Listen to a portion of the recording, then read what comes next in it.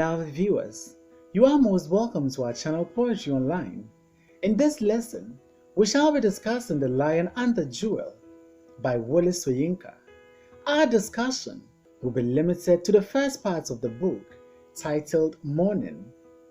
By the end of this section, you will be expected to state clearly what the theme of the play is, tell what Lakunle, Sidi and Barunka represent, explain why the play is a comedy, and show what features makes it an African comedy. Kindly subscribe to our channel and press the bell icon to get updates on all our new videos.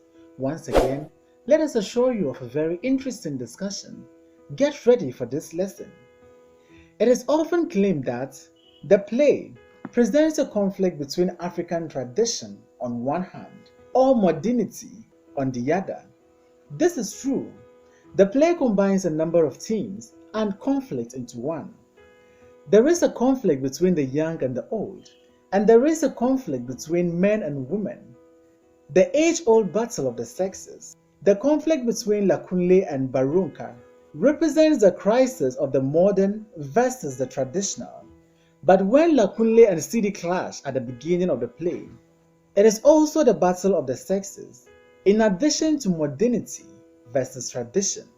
And when Sidi goes to town the supposedly impotent Barunka, we find there is a combination of young versus old, women against men, as well as modernity versus tradition. In the end, it is not the old man who is shown up to be impotent or incapable, but the young Lakunle who is symbolically revealed as incapable of securing the affection of the beautiful maiden.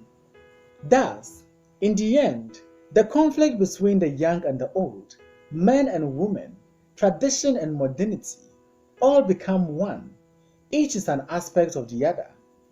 The first thing the reader notices in the dramatist's very elaborate stage direction is the contrast in the appearance between two characters, Lakunle and Sidi. Sidi's outfit is simple, but emphasizes her beauty, her seductiveness and charm. That of Lakunle is incongruous in its effect. It is a contradictory jumble of odds and ends. The details of his attire are symbolic in a sense. They convey a message about Lakunle's position on the whole question of modernity versus tradition. Lakunle thinks he is a modern man, but his suit is an old-style English one, threadbare but not ragged, clean but not ironed, and obviously a size or two too small. There is something not quite right about Lakunle's appearance, which is best expressed in the tennis shoes he is wearing with his suit. He looks more like somebody who has borrowed clothing, or he looks more like a man in borrowed clothing. His very attire shows that he does not understand the Western culture he thinks he is an expert in. When Lakunle begins to talk, we soon realize that he is a man who is addicted to big words, even though he seeks to show himself as cultured, learned, intelligent, smart, and witty, who is in constant touch with the white man's way of wooing a girl, and who is full of the white man's knowledge. He only succeeds in ridiculing himself. His language is excessive and sometimes nonsensical. Sidi, on the other hand, speaks with simple dignity and common sense. She knows where she belongs and is not impressed by Lakunle's newfangled notions. She consents to be his wife, but only if he does that which is laid down by custom or tradition. The first confrontation between Lakunle and Sidi is what is technically known as the exposition, during which the author sets the plot rolling and introduces the elements which will develop into a climax and bring it to a resolution. Let's see how Wole Soyinka sets the scene. What is the basis of the conflict between Sidi and Lakunle, and how is the humor brought out? At their very first meeting in the play, Lakunle, believing that a modern gentleman does not stand by and watch a woman carrying a load, offers to take the bucket which CD is carrying with ease. His acts, however, turns out to be a clumsy gesture of misguided chivalry, and he only succeeds in spilling water on himself. When CD complains and asks him if he is not ashamed of the mess he has caused, his response is rather cruel. Lakunle says, "This is what the stew pot said to the fire. Have you known no shame at your age, licking my bottom?" But she was tickled just the same. With every action or speech, Lakunle makes the audience or readers to laugh, but the laughter is at his expense. Nothing he does is right. Nothing he says is also right. In his next speech, he reveals something of his so-called learning. There may well be something good in what he's saying about the effect of heavy load on CD's spine, but Lakunle exaggerates the point till it becomes absurd, diminishing its impact and making the readers to laugh harder at his nonsensical comments.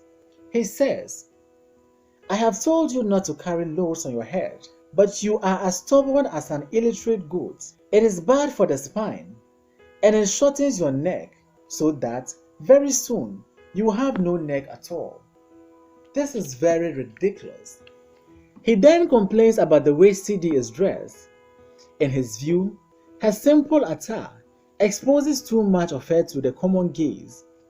However, one is not sure whether his objection is based on his notion of how civilized women dress, or whether it is motivated by his jealousy over the fact that other men see parts of CD's breast.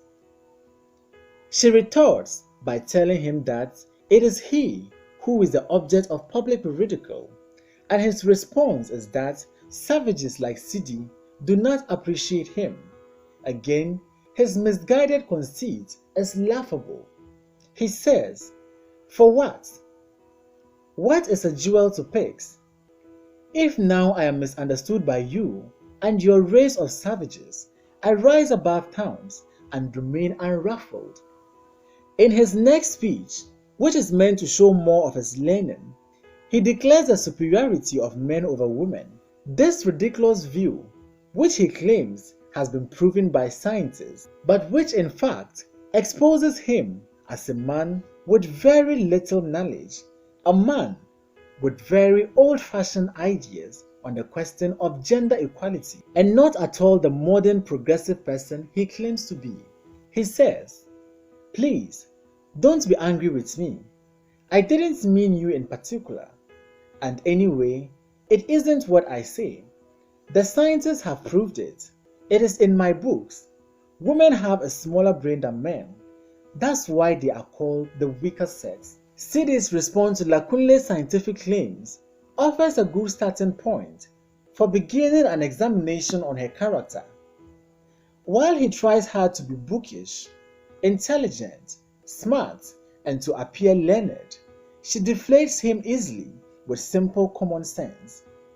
She asks Lakunle, "How can you say we women are weak when we do all the hard work in the home?" And indeed, this remark is typical of her. She refuses to be impressed by Lakunle's fancy idea and maintain her belief in what she is used to, finding Lakunle's idea a little crazy.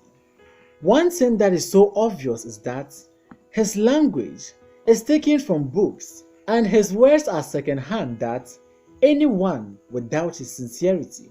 The truth is that Lakunle and CD are totally mismatched. The man lives in a world of words and half-baked and half-understood books. The girl is totally sensible, with her feet firmly planted in the native soil and culture. Indeed, her position is simple. Not having been brought up on notions of romantic love, she says she will agree to marry Lakunle if he will pay her bride price. At this, he launches into an outrageous verbal attack on the institution of the bride price.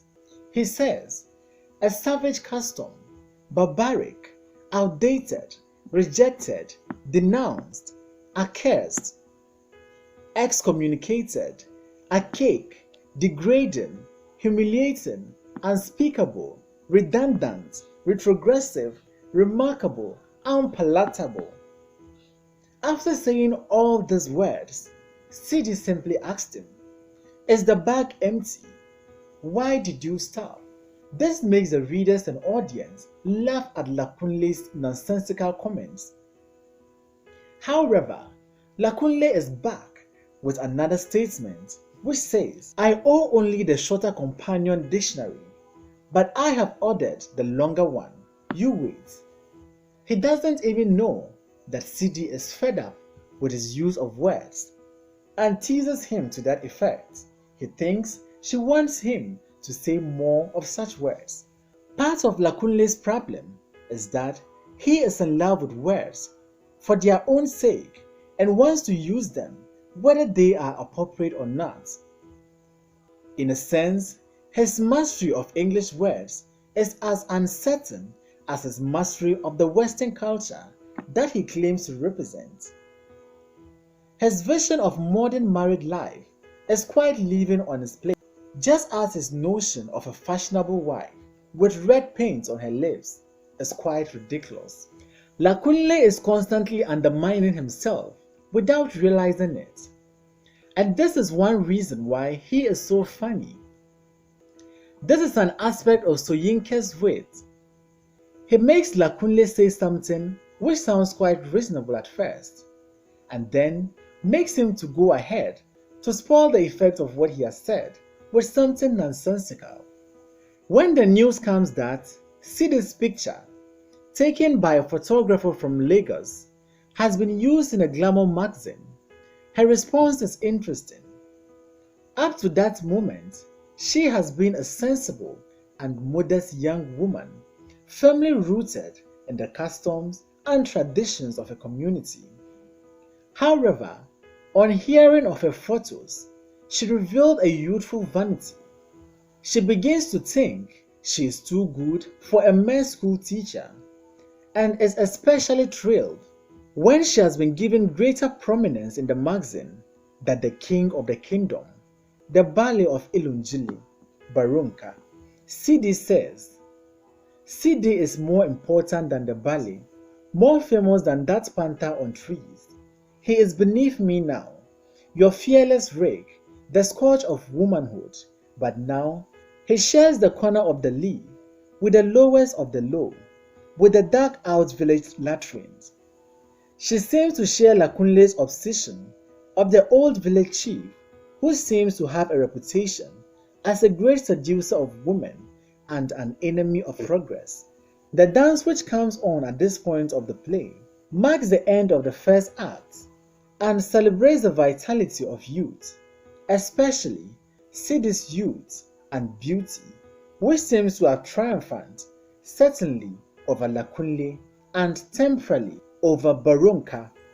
But Sidi's triumph over Barunka is one that will be reversed. Now, the entrance of Barunka towards the end of the first plot is advanced a stage further. What we have at this stage is not just the confrontation between the misguided Lakunle, who believes himself as a modern and civilized man and out to change the world, and the sensible but youthful Sidi.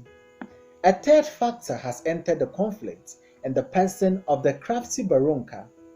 This old one too wants to marry Sidi. Contemplating Sidi's picture in the magazine, he nods slowly to himself and declares, "Yes, yes, it is 5 full months since last I took a wife. 5 full months." Thanks for watching this video. Please don't forget to like, comment, subscribe and share this video.